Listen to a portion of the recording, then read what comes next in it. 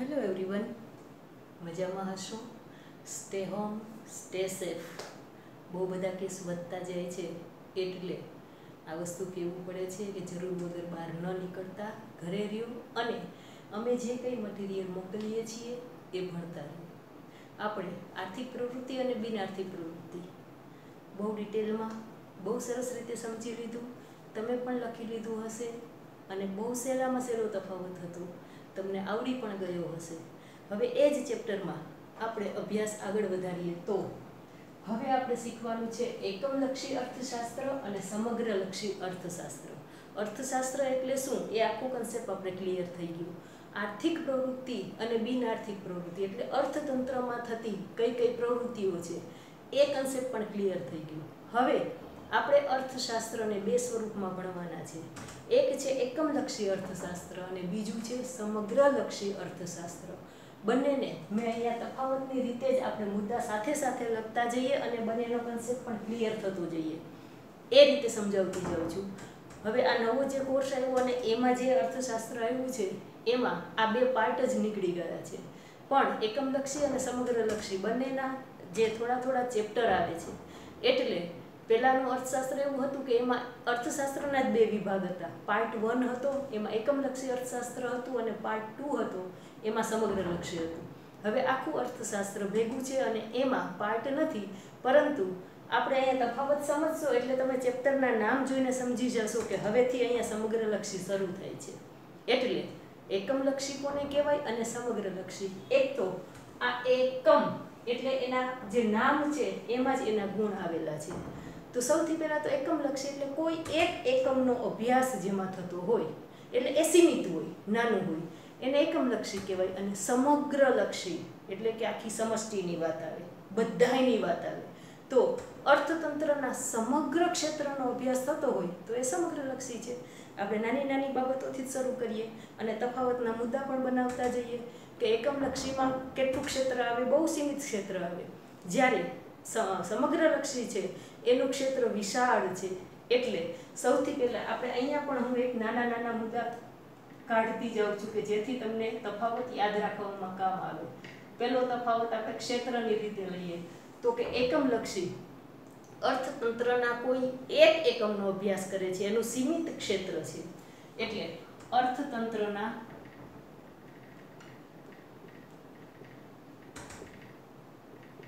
કોઈ એક એકમ નો અભ્યાસ કરે છે.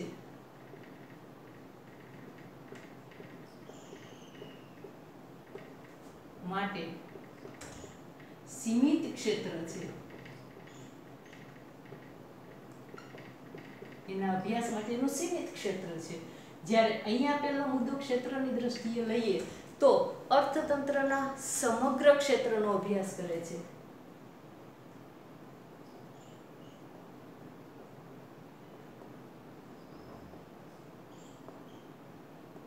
ક્ષેત્રનો અભ્યાસ કરે છે.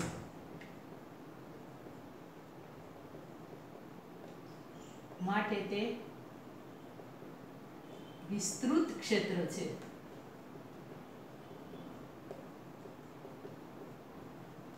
આ પહેલો મુદ્દો થઈ જાય છે.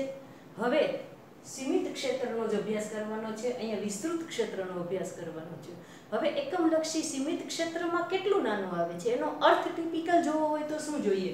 એટલે હવે જોઈએ અર્થ. એકમલક્ષી અર્થશાસ્ત્ર કોને કહેવાય? તો એકમ છે. એકમ એટલે કોઈ એક પેઢી, એક વ્યક્તિથી શરૂ કરીએ. કોઈ એક વ્યક્તિ અથવા તો એક પેઢી અથવા તો એક કુટુંબ, એના આર્થિક વ્યવહારોનો અભ્યાસ કરતું શાસ્ત્ર એટલે એકમલક્ષી અર્થશાસ્ત્ર. અહીંયા એક શબ્દ મહત્વનો છે, એટલે એક વ્યક્તિ અથવા તો કુટુંબ અથવા તો પેઢી.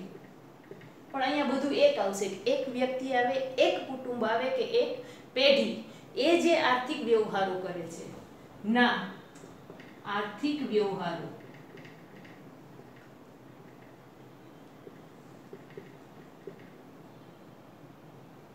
નો અભ્યાસ કરતું શાસ્ત્ર એકમલક્ષી અર્થશાસ્ત્રમાં શેનો અભ્યાસ થાય? એક વ્યક્તિ, એક કુટુંબ કે એક પેઢીના આર્થિક વ્યવહારો. એટલે કે એક વ્યક્તિ એટલે ગ્રાહક.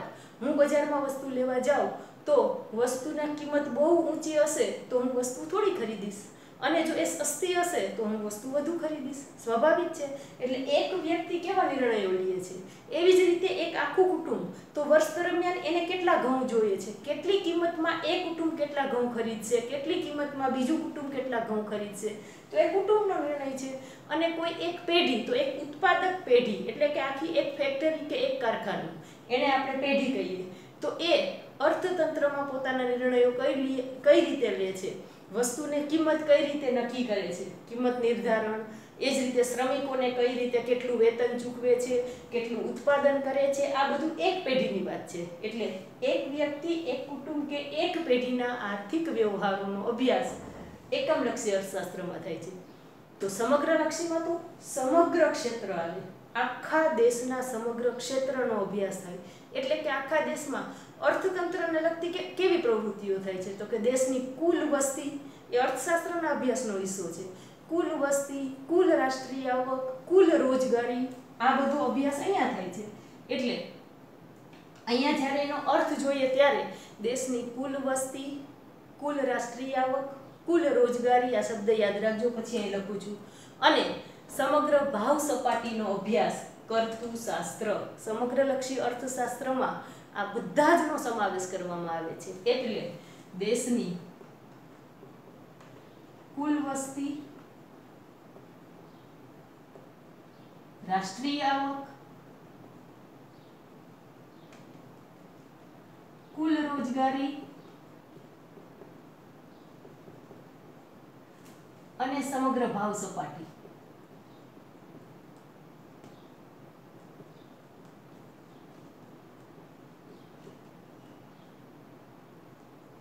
નો અભ્યાસ કરતું શાસ્ત્ર એટલે સમગ્રલક્ષી અર્થશાસ્ત્ર. એક માર્કમાં બંનેની વ્યાખ્યા ખાલી પૂછાય તો એ પણ આ રીતે લખવાની છે. એક એકમ પેઢી કુટુંબ, એના આર્થિક વ્યવહારો. અહીંયા કોના આર્થિક વ્યવહારો? આખા દેશની કુલ વસ્તી, કુલ રોજગારી, કુલ દેશની રાષ્ટ્રીય આવક અને આખા દેશની ભાવ સપાટી કેવી છે, ભાવ વધારો છે, ઘટાડો છે, અર્થતંત્રની સ્થિતિ શું છે, આ બધાનો આ અભ્યાસ જ્યાં થાય છે એવું શાસ્ત્ર એટલે સમગ્રલક્ષી અર્થશાસ્ત્ર. હવે એકમલક્ષી અને સમગ્રલક્ષીનો ક્ષેત્ર કયું, અર્થ જોઈ લીધો. હવે આમાં કયા કયા મુદ્દાઓનો અભ્યાસ થાય છે અને આમાં કયા કયા મુદ્દાઓનો અભ્યાસ થાય છે. એટલે ત્યાર પછીનો મુદ્દો આપણે અભ્યાસ આપીએ તફાવત લખતા પહેલા. તો એકમલક્ષી અર્થશાસ્ત્રમાં તો એક વ્યક્તિ, એક કુટુંબ, એક પેઢી છે. એટલે પેઢીની સમતુલા. સૌથી પહેલા એક વ્યક્તિ કે એક કુટુંબ છે તો કયા કયા, તો કે પહેલા સૌથી પહેલી વસ્તુ કરીએ તો કિંમત નિર્ધારણનો અભ્યાસ થાય. કિંમત નિર્ધારણ, માંગ અને પુરવઠો. આપણે આગળના ચેપ્ટરમાં ભણવાનું છે કે ભાઈ વસ્તુની માંગ અને પુરવઠો કઈ રીતે, માંગ જેટલો જ પુરવઠો હોય અને ત્યારે કઈ સ્થિતિએ સમતુલા નક્કી થાય અને સમતુલાની કિંમત એ કિંમત નિર્ધારણ છે. તો વસ્તુની માંગ અને પુરવઠો કઈ રીતે કિંમત નક્કી કરે એ એક પેઢીમાં નક્કી કરવાનું હોય છે. એટલા માટે એ એકમલક્ષી વ્યવહાર છે. એટલે કિંમત નિર્ધારણ વસ્તુની, આપણી પાસે આ મારી પાસે એક પેન હોય, એક ડસ્ટર હોય, એક ચોક હોય, તો બજારમાં એમ થાય કે આની કિંમત કઈ રીતે નક્કી થતી હશે. આપણે આગલા ચેપ્ટરમાં એ વસ્તુ ભણવાના છીએ કે કોઈ પણ વસ્તુની કિંમત કઈ રીતે નક્કી થાય. તો એ માંગ અને પુરવઠા દ્વારા નક્કી થાય એ એક પેઢીની વાત છે, એક એકમની વાત છે. એટલે કિંમત નિર્ધારણનો અભ્યાસ એકમલક્ષી અર્થશાસ્ત્રમાં થાય. પેઢીની સમતુલા,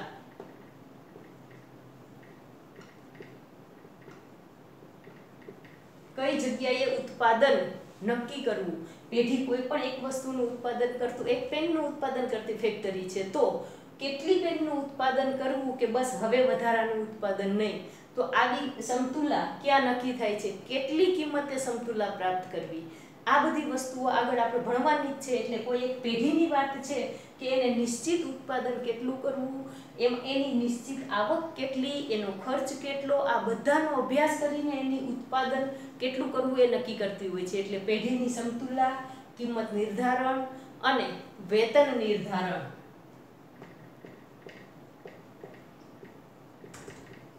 શ્રમિકો જ્યારે કોઈ કંપનીમાં કામ કરવા જાય, કોઈ પેઢીમાં કામ કરવા જાય, કારખાનામાં કામ કરવા જાય, તો એ શ્રમિકોને વેતન કેટલું ચૂકવવું, એ કેટલું કામ આપશે, અને એ કામ આપશે એટલે પેઢીને એમાંથી કેટલું ઉત્પાદન થશે, કેટલી આવક થશે, અને એ પ્રમાણે એનું વેતન કેમ નક્કી કરશે.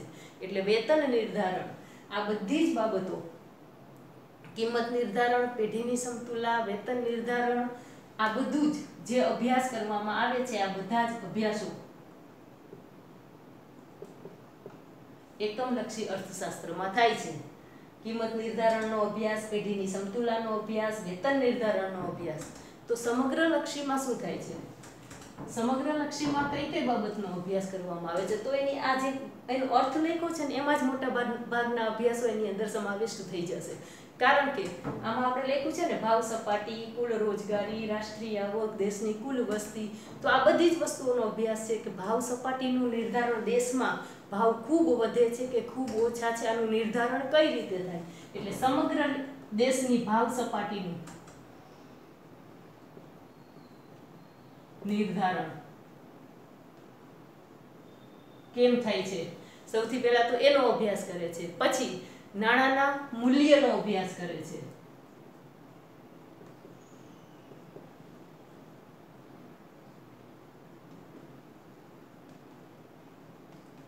નાણાંનું મૂલ્ય એટલે શું છે કે કોઈ પણ વસ્તુ, આપણી પાસે પૈસા છે એમાંથી આપણે કેટલી વસ્તુ ખરીદી શકીએ છીએ, એ નાણાંનું મૂલ્ય છે. જેમ જેમ મોંઘવારી વધતી જાય છે એમ એમ ખરીદ શક્તિ ઘટતી જાય છે, એટલે નાણાંનું મૂલ્ય ઓછું થતું જાય છે. અમે નાના હતા અને સ્કૂલે જતા ત્યારે 10 પૈસા લઈ જતા વાપરવા માટે, અને એ 10 પૈસામાંથી પણ અમે એટલી વસ્તુ મેળવતા કે રિસેસમાં અમારું પેટ ભરાઈ જાય. અને તમે 10 રૂપિયા લાવશો તોય અમને મળતી હતી એટલી વસ્તુ તો તમને અત્યારે એમાંથી મળવાની નથી. એ નાણાંના મૂલ્યની વાત છે કે ત્યારે રૂપિયો ખૂબ મોટો હતો, અમે નાના હતા અને એમાંથી વસ્તુય મોટી આવતી, વધુ આવતી. હવે રૂપિયોય નાનો થતો જાય છે અને એની ખરીદ શક્તિ પણ ઘટતી જાય છે. એટલે નાણાંનું મૂલ્ય કઈ રીતે ઓછું થાય છે, વધે છે, એનો બધો જ અભ્યાસ અહીંયા સમગ્રલક્ષી અર્થશાસ્ત્રમાં કરવાનો હોય છે. ત્યાર પછી આવે છે રાષ્ટ્રીય આવક. મેં કીધું હતું રાષ્ટ્રીય આવકની ગણતરી.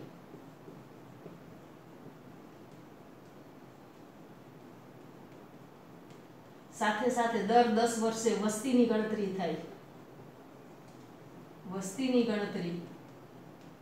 આ બધા જ અભ્યાસો સમગ્રલક્ષી અર્થશાસ્ત્ર હેઠળ કરવાના હોય છે. અને આપણે રાષ્ટ્રીય આવક, વસ્તી, આ બધું જ રાષ્ટ્રીય આવક તો આ વર્ષે જ આપણે આખું ચેપ્ટર ભણવાનું છે. વસ્તીનું ચેપ્ટર 12મા ધોરણમાં ભણવાનું છે. નાણાંનું મૂલ્ય, બેંક, બેન્કિંગ સેવા, આ બધી વસ્તુઓ આપણે આ વર્ષે ભણવાની છે. એટલે હવે પછીના ચેપ્ટરોમાં આ બધું જ ડિટેલમાં આપણે આગળ ભણવાનું છે. પણ તફાવતની રીતે જોવા જઈએ, અહીંયા તમામ વસ્તુ આખા દેશને કે વિશ્વને લાગુ પડે એમ સમગ્ર પરિસ્થિતિને આધીન હોય છે અભ્યાસ. અહીંયા કોઈ એકમ, એક પેઢી કે કુટુંબને આધીન અભ્યાસ હોય છે. હવે એકમલક્ષી અર્થશાસ્ત્ર કોને મદદ કરે છે? મદદ, મુદ્દા તમને યાદ રહે એટલે આ જુદા પાડ્યા છે મેં કે ભાઈ એકમલક્ષી અર્થશાસ્ત્ર કોને મદદ કરે? તો સૌથી પહેલા તો ગ્રાહકને, પેઢીને અને શ્રમિકને નિર્ણયો કરવામાં મદદ કરે છે. ગ્રાહકને, પેઢી, શ્રમિક. કારણ કે વેતન નિર્ધારણ કરે છે. એક કારખાનું એક વ્યક્તિને રોજના 300 રૂપિયા વળતર કે વેતન ચૂકવતું હોય, બીજું કારખાનું એને 400 રૂપિયા વેતન ચૂકવતું હોય, તો શ્રમિક નક્કી કરે ને કે એને કઈ જગ્યાએ વધુ આવક મળશે. ગ્રાહક વસ્તુ બજારમાં ખરીદી કરવા જશે તો 2-3 દુકાન ફરશે અને કઈ જગ્યાએ ઓછી કિંમતે વધુ વસ્તુ મળશે. આ એકમલક્ષી નિર્ણય છે. એટલે ગ્રાહક, પેઢી અને શ્રમિક. પેઢી કઈ રીતે, પેઢીની સમતુલા, કેટલું ઉત્પાદન કરવું, ક્યાંથી કાચો માલ લાવવો, કઈ રીતે મહત્તમ નફો કમાવવો, આ બધી વસ્તુઓનો નિર્ણય પેઢીએ કરવાનો છે. એટલે આ નિર્ણય કરવા માટે એકમલક્ષી અર્થશાસ્ત્ર મદદરૂપ થાય છે. એટલે ગ્રાહક, પેઢી, શ્રમિક જેવા આર્થિક એકમોને નિર્ણય કરવા માટે, ગ્રાહક, પેઢી, શ્રમિક જેવા આર્થિક એકમોને નિર્ણય કરવામાં મદદ કરે છે એકમલક્ષી અર્થશાસ્ત્ર. તો અહીંયા ગ્રાહક, પેઢી અને શ્રમિકને મદદ કરે છે. તો અહીંયા ચોથો મુદ્દો આપણે લેવો હોય તો સમગ્ર દેશનો અભ્યાસ થાય છે. એટલે કે એની સાથે સીધી સરકાર જોડાયેલી છે. તો સરકારને મદદ કરે છે. કઈ રીતે સરકારને મદદ કરે? સરકારને મદદ કરે છે સમગ્રલક્ષી અર્થશાસ્ત્ર. જ્યારે વ્યક્તિ, પેઢી કે શ્રમિકને મદદ કરે છે એકમલક્ષી અર્થશાસ્ત્ર. તો સરકારને કઈ રીતે મદદ કરે?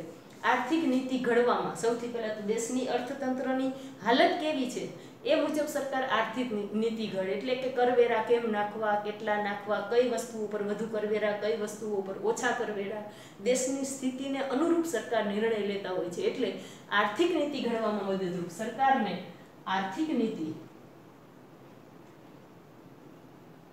ઘડવામાં મદદરૂપ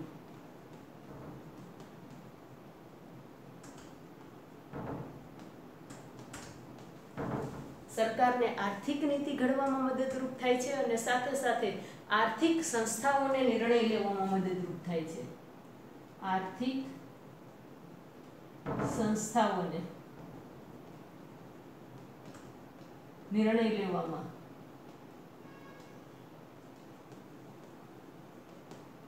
મદદરૂપ થાય છે. એટલે દેશમાં સરકારને અને મોટી મોટી આર્થિક સંસ્થાઓને કે જે દેશ માટે કાર્યરત છે એને નિર્ણય લેવા માટે સમગ્રલક્ષી અર્થશાસ્ત્ર મદદરૂપ થાય છે. હવે એકમલક્ષી અને સમગ્રલક્ષી જુદા જુદા આપણે ભાગ પાડેલા છે, પરંતુ બંને પરસ્પર અવલંબન ધરાવે છે, એકબીજા ઉપર આધારિત છે. એકમલક્ષી જે કંઈ એકમલક્ષીમાં બને છે ક્યાંક ને ક્યાંક સમગ્રલક્ષીને અસર કરે છે અને સમગ્રલક્ષી અર્થતંત્ર દ્વારા જે નિર્ણયો લેવાય છે એ એકમલક્ષીને અસર કરે છે. બંને ખાલી અભ્યાસની પદ્ધતિ જુદી છે, પરંતુ એકબીજા ઉપર એ અવલંબન ધરાવે છે. એટલે એ બંનેનું પરસ્પરાવલંબન કેવું છે અહીંયા મુદ્દો આપીએ. પરસ્પરાવલંબન એકબીજા ઉપર આધારિત છે, તફાવત છે, એટલે બિલકુલ જુદા બંને નથી. એકમલક્ષી અભ્યાસ પરથી સમગ્રલક્ષી નીતિ ઘડવામાં મદદ થાય છે. એકમલક્ષીનો અભ્યાસ સમગ્રલક્ષી નીતિ ઘડવામાં મદદરૂપ થાય છે.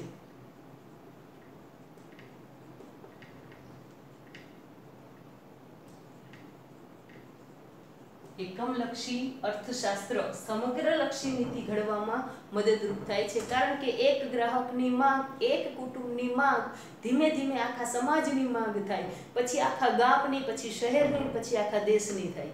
એટલે માણસની વૃત્તિ કેવી છે, પૈસો ખર્ચવાની, કઈ વસ્તુ ઉપર ખર્ચવાની, કઈ વસ્તુની માંગ વધુ કરે છે, એ એકની માંગ છે એ ધીમે ધીમે આખા સમૂહની માંગ બને. એટલે સમગ્રલક્ષી નીતિ ઘડવા માટે એકમલક્ષી અર્થશાસ્ત્ર મદદરૂપ થાય છે. તો આ સમગ્રલક્ષી અર્થશાસ્ત્ર છે એ કઈ રીતે અવલંબન ધરાવે છે? તો સમગ્રલક્ષી નીતિઓ એકમ પર પડેલી અસરોનો અભ્યાસ કરે છે. સમગ્રલક્ષી નીતિઓ જે કઈ નીતિઓ સરકાર નક્કી કરે ને, પછીથી જ કુટુંબને, પેઢીને કે આ બધાને સરકાર ટેક્સ નાખશે, પછી ગ્રાહકને એ વસ્તુ સસ્તી મળશે કે મોંઘી મળશે. સરકાર આ બધી નીતિઓ ઘડે છે.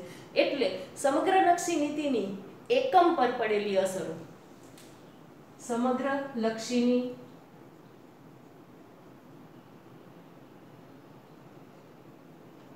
જે કંઈ સમગ્ર પર નિર્ણયો લેવા, એટલે સરકાર નિર્ણય લેતા હોય છે, અને એટલે એ સરકારની જે નીતિ છે, એટલે જ એ સમગ્રલક્ષીની નીતિ છે. એ સરકારની નીતિની એકમ પર થયેલી અસરો, નીતિ સમગ્રલક્ષીની નીતિની એકમ પર, એટલે એક પેઢી, એક કુટુંબ કે એક વ્યક્તિ કે એક ગ્રાહક, સરકાર જ્યારે નિર્ણય લે છે, ટેક્સ નાખવાનો નિર્ણય લે છે, ત્યારે બધા ઉપર, કારણ જ્યારે બજેટ બહાર પડે ત્યારે બધાનું ધ્યાન એના ઉપર હોય છે કે ભાઈ સરકાર શું નિર્ણય લેશે, કઈ વસ્તુ મોંઘી થશે, કઈ વસ્તુ સસ્તી થશે, કારણ કે સમગ્ર નિર્ણય છે એ એકમ ઉપર અસર કરતો હોય છે. એટલે સમગ્રલક્ષી નીતિની એકમ પર પડેલી અસરોનો અભ્યાસ કરે છે.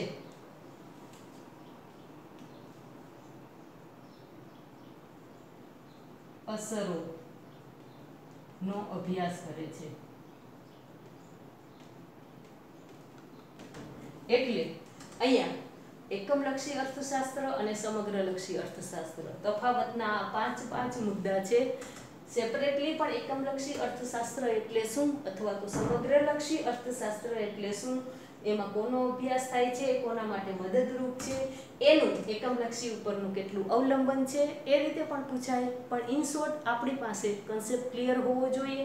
આમાંથી ટૂંકા પ્રશ્ન પૂછાય તો પણ આપણને આવડી જાય, આમાંથી MCQ પૂછાય તો પણ આવડી જાય, અને તફાવતની રીતે પૂછાય તો પણ આવડી જાય.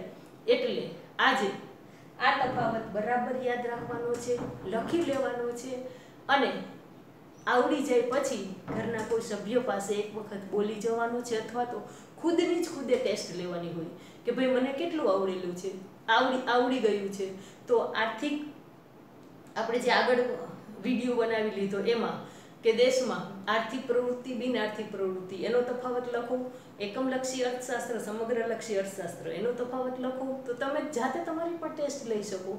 એટલે આવું કરો અને ભણતા રહો, શીખતા રહો. હવે પછી આગળ બીજા વિડીયોમાં. નમસ્તે.